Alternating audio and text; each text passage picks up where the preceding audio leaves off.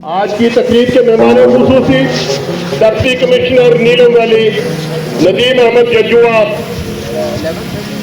Penile में तशरीफ ला चुके हैं। हम उनको वेलकम करते हैं। उनके साथ